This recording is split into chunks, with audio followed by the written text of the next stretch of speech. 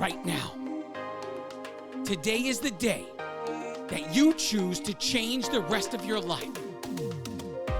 It is time to turn your setback into the greatest comeback story ever told, and nobody is more capable than you.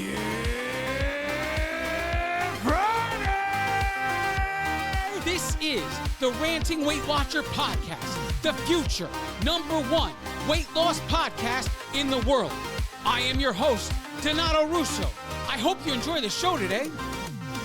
If this is your first time here and you enjoy the show, please subscribe and spread the word of the Ranting Weight Watcher podcast wherever you are and to whomever will listen. If you'd like to connect on social media or wherever else, check out my Linktree page, Linktree/the Ranting Weight Watcher. Let's connect today. Good morning, good afternoon, good evening. Whenever you are listening, thanks for making me part of your day. This is the Ranting Weight Watcher podcast, and I am Donato Russo. This is episode 219 of the Ranting Weight Watcher podcast, and as you can see, I have changed things up a bit. From here on out, the attempt is going to be to make this a video podcast. Now, I don't know anything about video editing, so the quality might take a hit. But I did make a compromise with myself and said, as long as the audio quality did not take a hit, I'm willing to learn and look shoddy on the video side until, I can make it perfect or as close to perfect as possible. But it's been a while. It has been a while. This is actually my first episode of the new year. And, usually I'm starting this in January, but circumstances, which I'll get into in a minute. But because this is the first podcast episode since the break, I like to go over my holiday situation, the holiday weight. And I do it every year. So I'm going to do that now. Stick with me. Journey updates. So October, first weigh-in was October 5th. And that was 218.2 pounds. New Year's Day, or the first weigh-in of the new year, I should say, January 4th, I weighed in at 230.6. That leaves a total holiday gain of 12.4 pounds. Now, obviously, there's been some time since then. So the current weigh-in this past Saturday is 225 pounds. So far, I have lost 5.6 pounds of the holiday weight since January 4th. I have 6.8 pounds to go. I want to add something new to the show. I talk a lot about with you guys how I want you to start not being so results oriented. And I never really go beyond that, right? I tell you to pay attention to the work you're doing and not the result, because the results don't come when you expect them to. They come when they come. I mean, it's just that simple, right? In reality, you can do all of the things right to the best of your ability, but it doesn't guarantee you the result that you're looking for. It's just that simple. So work stats, that's what I'm going to start giving to you now. And I have to go by the last complete week. So since today is February 13th, it's not a complete week. So I'm going to go last week, and we're going to go from Sunday to Saturday, okay? So last week, between Sunday and Saturday, a total of 85,385 steps were taken. That's an average steps per day of 12,198. Total miles walked is 36 3/4 miles. That's an average of approximately 5 miles a day. And in future, I will have weight to report here too, because I do weight train.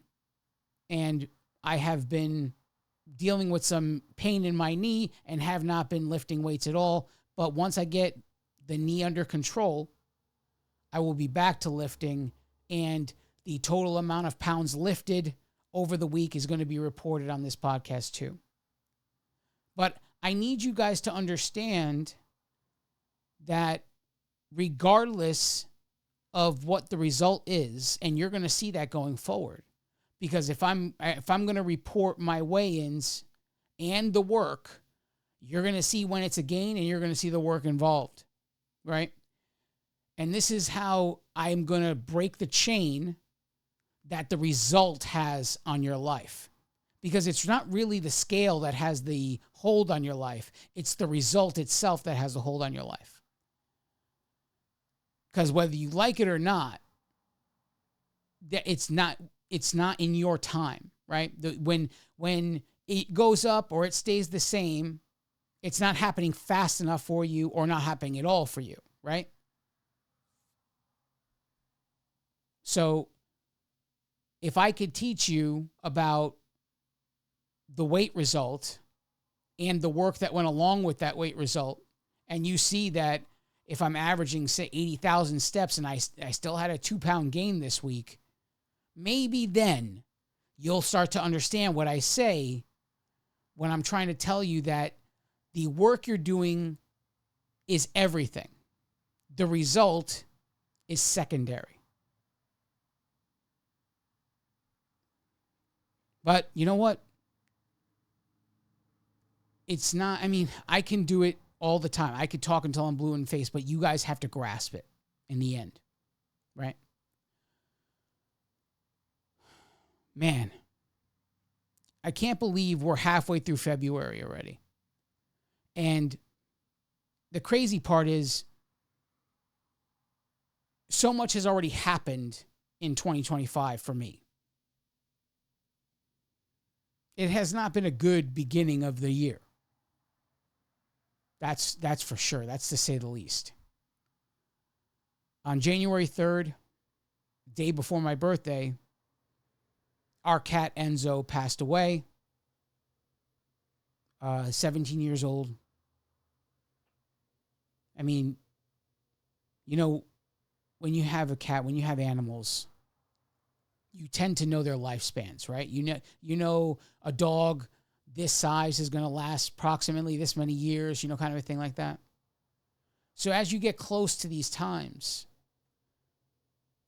you start to realize you're on borrowed time, really. And, you just hope for a couple more years. You just hope for a couple more years.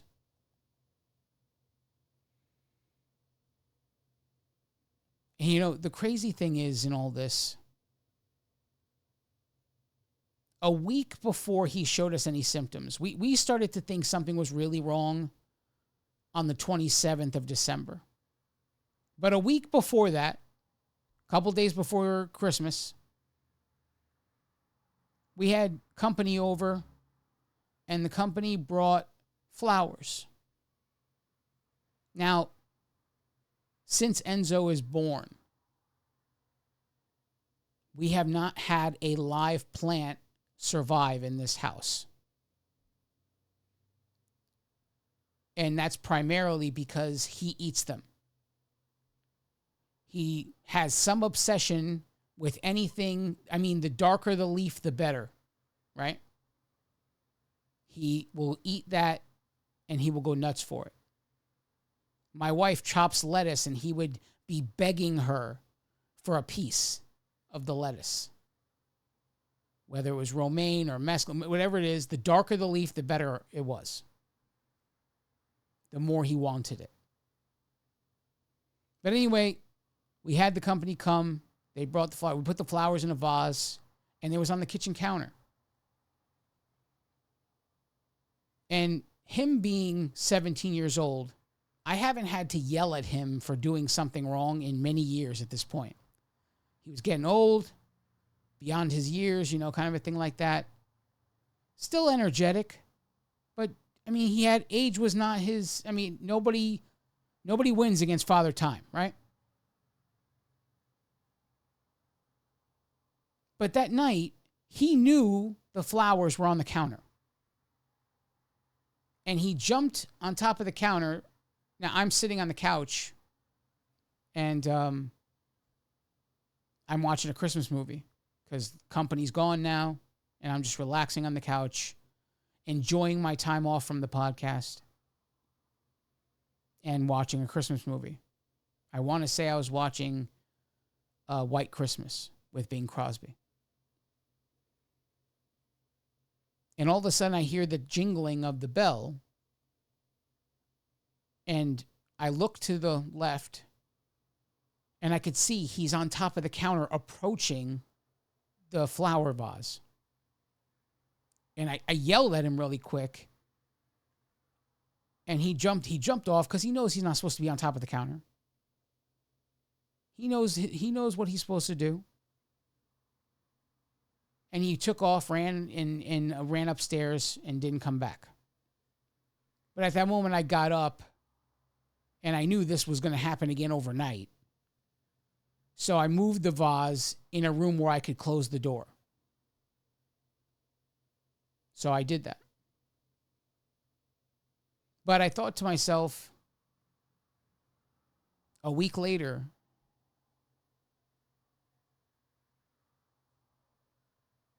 how could this have changed so quickly? Because here he is so energetic and flying up on top of the counter. I mean, that's a straight up leap of what? 30 some odd inches? 32 inches? 33 inches? Something like that. A countertop for a 17-year-old cat. And he did it effortlessly. And just a few days later, he's walking crooked. He's staggering, and he almost looks drunk. And we're sitting here, we're like, what's wrong? What happened? What's going on here? We go to the vet.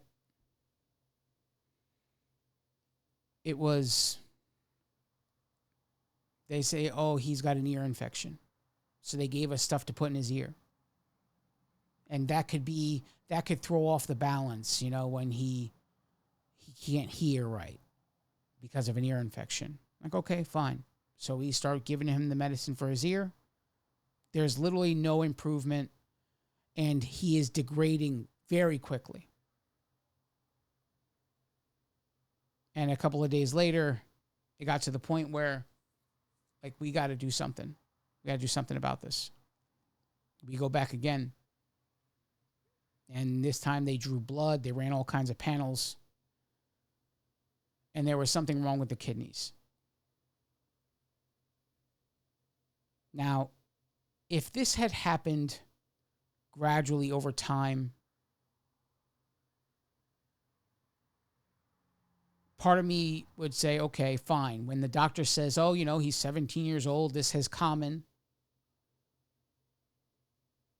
Part of me would be okay, kind of accepting, because I saw the decline. But when a couple of days before that, he's jumping up on counters as if, he's this young kitten. And then all of a sudden he can't walk straight, and he could barely, it got to the point where he couldn't barely lift himself up.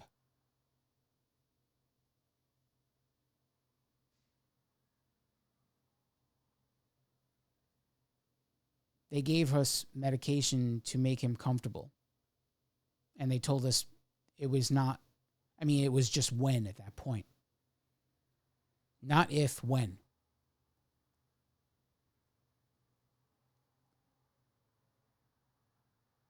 And it was like 24 hours later.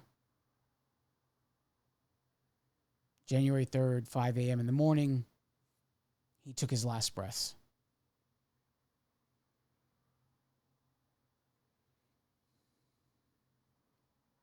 So then on top of that, I got family member who starts going in and out of the hospital. And I'm not going to get into names and everything else. Privacy is a thing. So in and out of the hospital. And still to this day, we haven't really got a full-on diagnosis yet.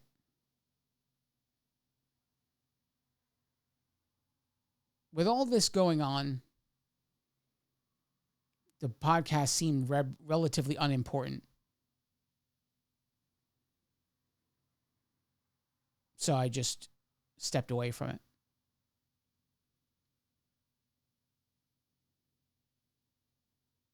You know what the worst part about this is? I always talk about the last 6 years of my life because my journey essentially started 6 years ago.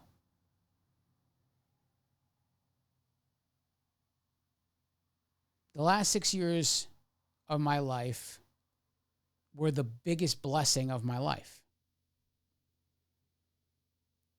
And I didn't see this coming, but I could also say with complete honesty, just as much as it's a blessing, it's a curse. I learned so much about nutrition and so much about how to take care of the body, and how so much of what I have learned is not the mainstream knowledge. It is not what a medical office or a nutrition would even tell you that this is what needs to be done.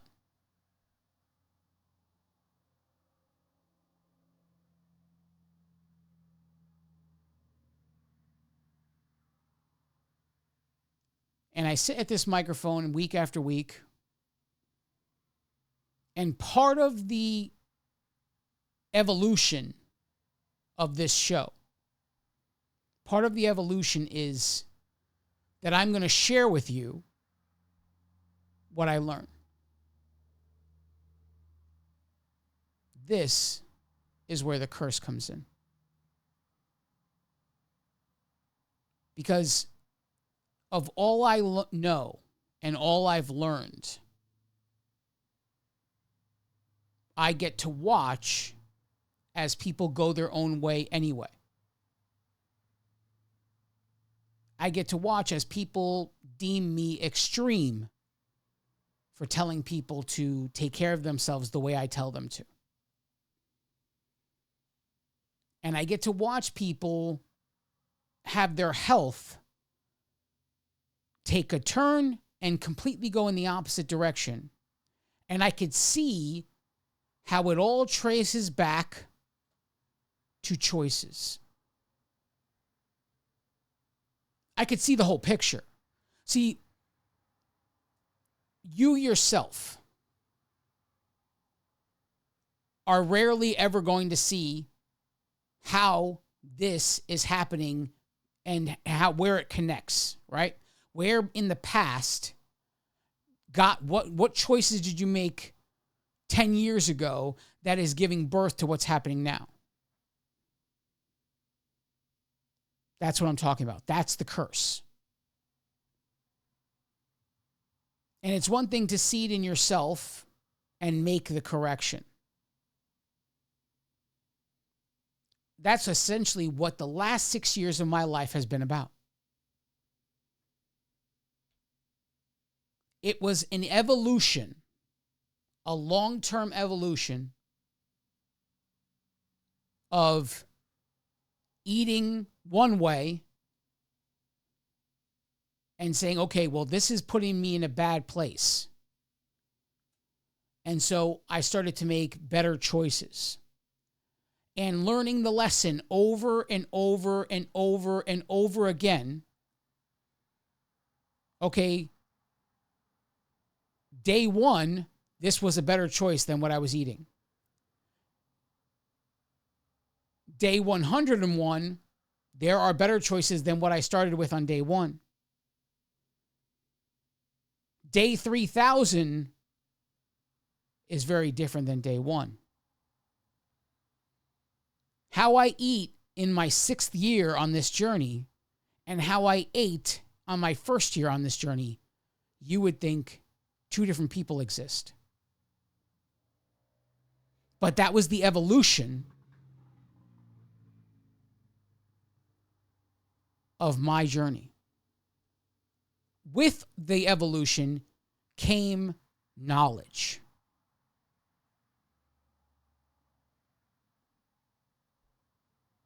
And you try to teach people what you learned. You try to scream it from the mountaintops. It's so simple. But nobody believes. Nobody believes it. It can't be that simple.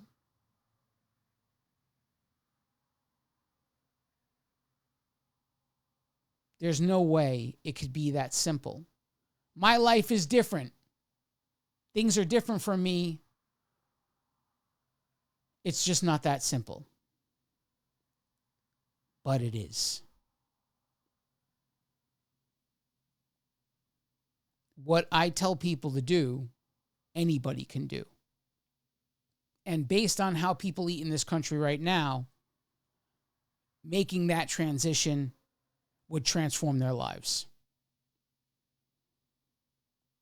But you get to watch as people you grow to love hear what you have to say and completely disregard and move from it. And you get to watch other people and you get to see them going through the worst part of it all. When the bill comes due, I've said this before, right? You guys, all of our lives, we go and do things, we compromise our health, we're just having a good time. You're drinking, you're smoking, you're eating, all of these different things. Food these days is just as much a drug as what people are getting arrested for carrying. But yet it's acceptable. It is probably the most dangerous drug of all the drugs because nobody can see it for what it is.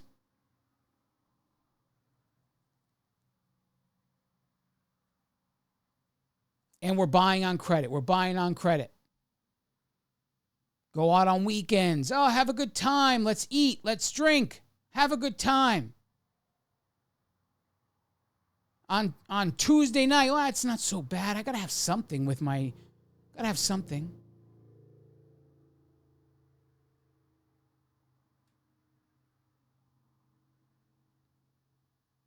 And they keep doing that for years and years and years. Until they're sitting in front of somebody wearing a white coat. And this person hands them a diagnosis they're not ready for.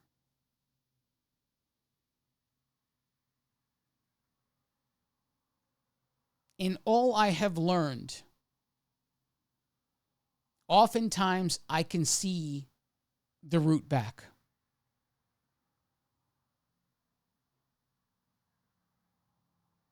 I can see the roadmap from the current situation, and depending on how much I know you, all the way back to when you were buying on credit. So the bill came due, and people want to scream, why me? Why me? But if you're honest with yourself, everybody knows why. You may want to pretend you don't know, but everybody knows why.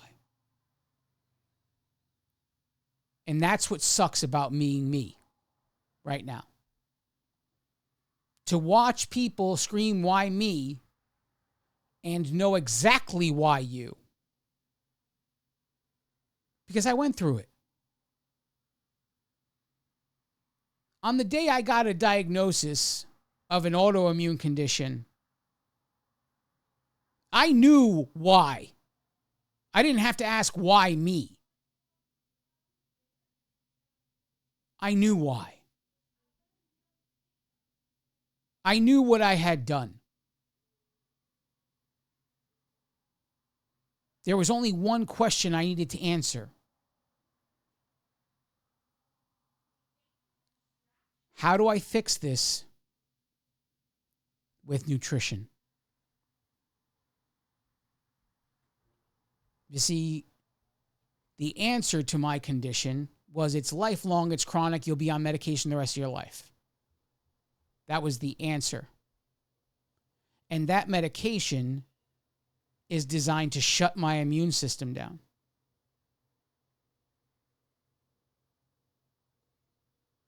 They want to shut down my immune system to make an incurable condition essentially go to sleep. And all the while opening the door for every other illness on the planet. That was the treatment plan. That was the treatment plan. To make me so immune compromised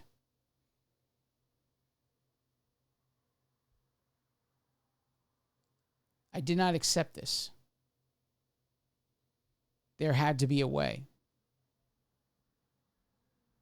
I didn't stop until I found a way. I changed extremely what I was eating.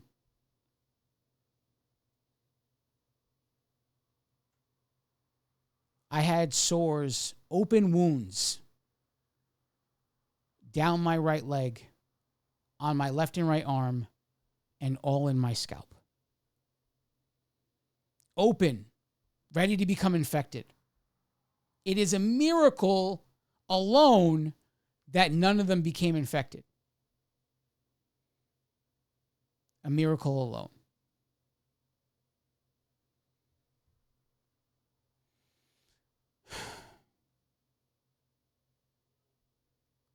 So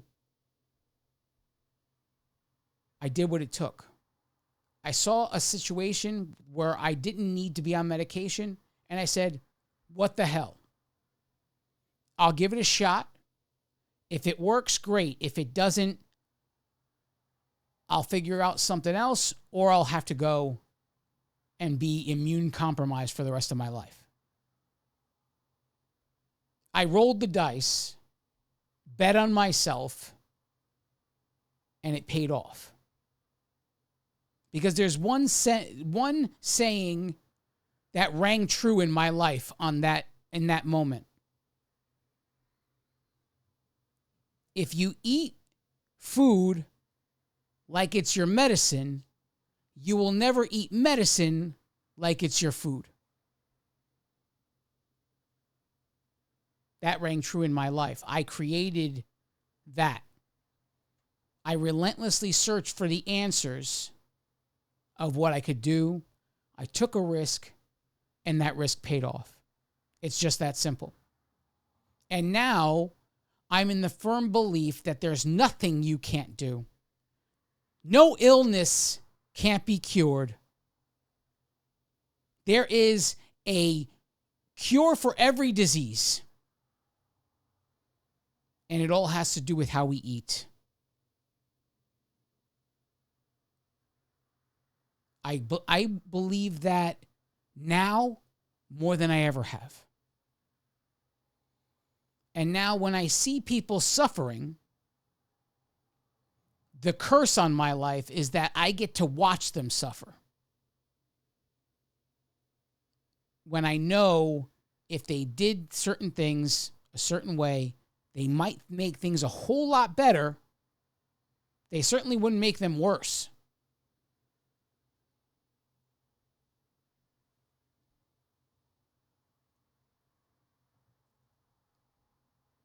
That's the curse of the last 6 years. I often have to tell myself, I could speak until I'm blue in the face. You can't make them do what you're saying. Can't make people do it. You could bring the horse to water, but you can't make it drink.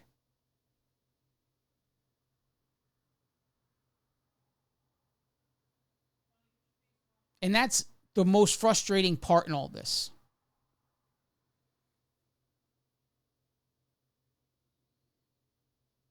Also, during this time, I watched on social media an account only days old become enormous in size. And it made me realize, you see, I thought I had social media figured out. I thought that if I did good work for myself and I told the world how I did it, that my work would speak for itself and the podcast and my social media footprint would grow.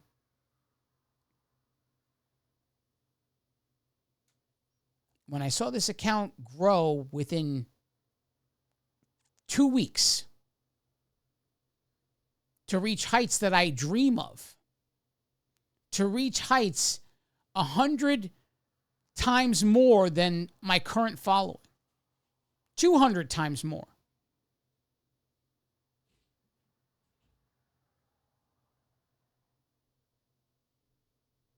And in reality, even bigger than that.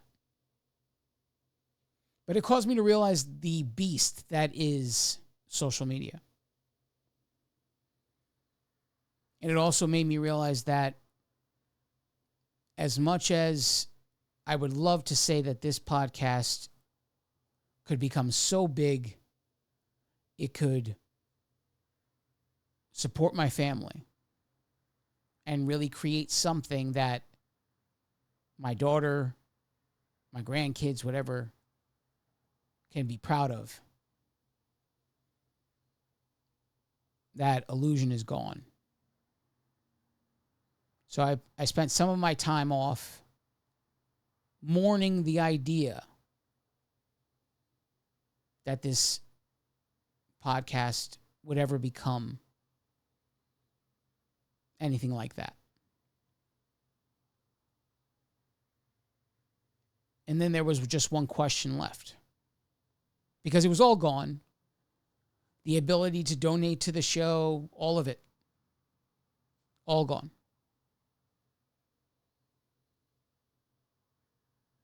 So I stand here right now. Essentially, there's no monetary advantage here. There's nothing whatsoever.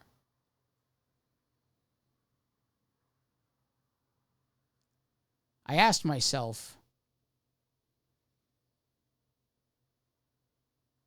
did you give it your all? Did you do everything that you could to make this as great as it could be? I could not say yes to that question because I knew that doing this with a video, that had been on the back burner for years. And my desire to want to learn how to video edit, it was non-existent. I had created a product audio that I was so proud of that it just wasn't worth feeling like I went backwards. But that was the question I asked myself. Because the answer, the real situation was to walk away permanently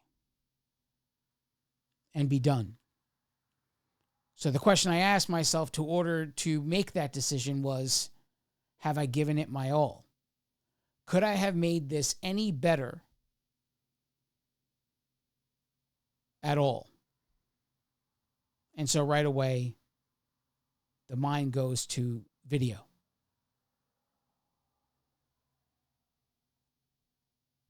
I said, all right, I got to do it. And so I made a deal with myself that if I was going to do this, I had to do it with anything I owned now. I would buy nothing to get this accomplished.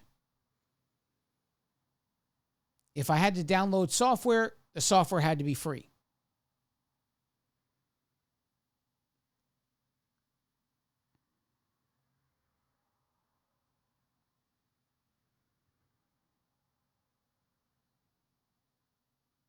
In reality,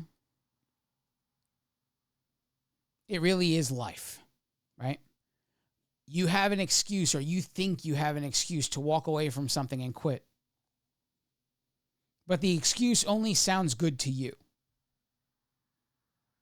Doesn't sound good to anyone else. I could have easily told you, and I would have had anyone say, you know what, I understand. Say, all right, there's a lot going on. I just can't deal with this podcast thing anymore. But when I asked myself, is it really all that was going on? Or is it just how fast I saw this account blow up in 2 weeks' time? And me thinking I had all this figured out and realizing I didn't have anything figured out. Is that really what it was?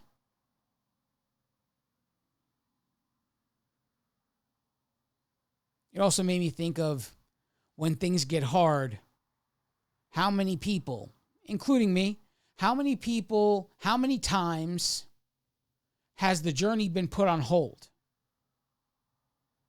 Oh, too much going in my life right now. I just can't think about tracking. I can't think about weighing and measuring. I can't think about doing this.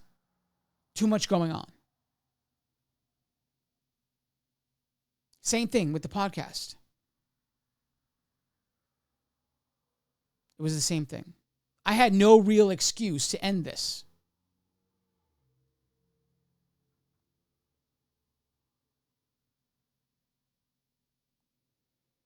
And in the back of my mind,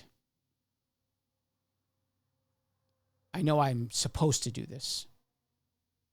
As much as I want to say it's my choice, I know I'm supposed to do this. So here I am. I'm back. It's going to be a little different. It might not be as clean and polished,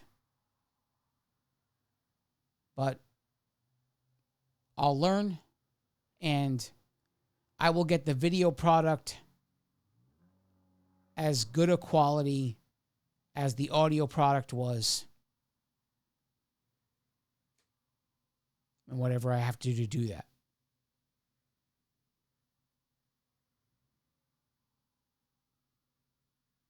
We're going to be talking about some different things going forward.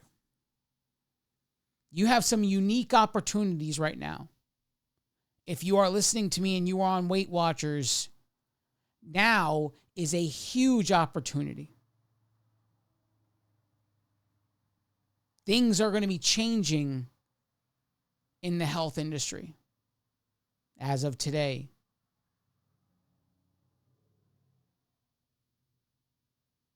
I don't really care what anybody thinks about politics, but I have great optimism for RFK.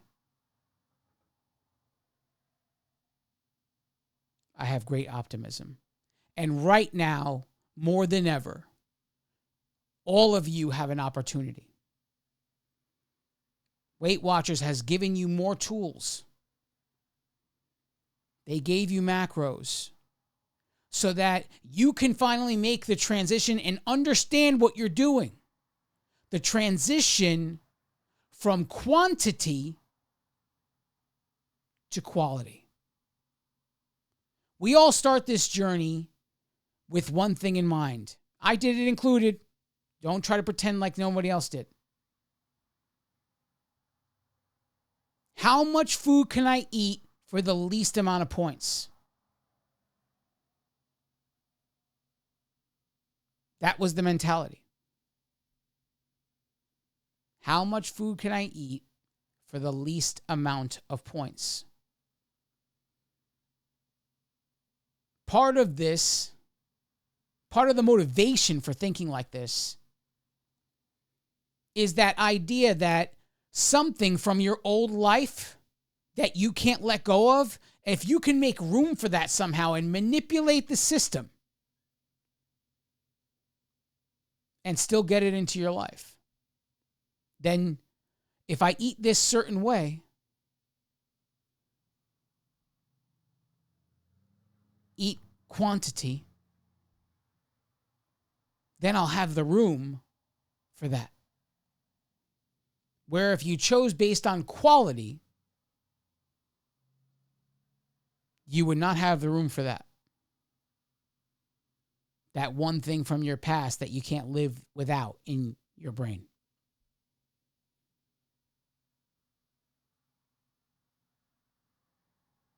Quality changes everything. And I don't sit here and I don't talk about points and I don't talk about all the, I mean, you can go to workshops for that. But I am going to teach you the difference between eating quantity versus eating quality, and what it does for your body and what it causes you to let go of. We're going to be talking all about that. And you know what? Maybe it becomes repetitive, but I have to get it through your skull. Because the things that you think you can't live without are also the things that keep you going in circles. And I'm never going to change that tune.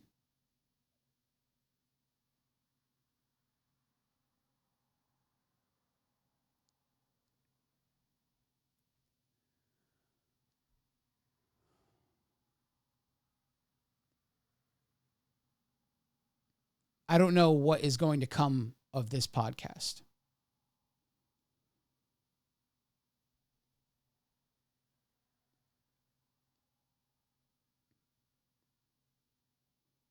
But I'm done with the idea that it is ever going to support me in any way. And I'm just going to deliver the message I know to be the truth. Because in the end, that's what it's about. It's about what is the truth.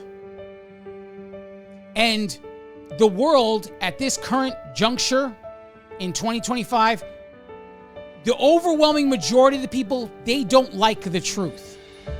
That doesn't mean you don't need to hear it. So this podcast stands as the beacon of common sense, the deliverer of truth.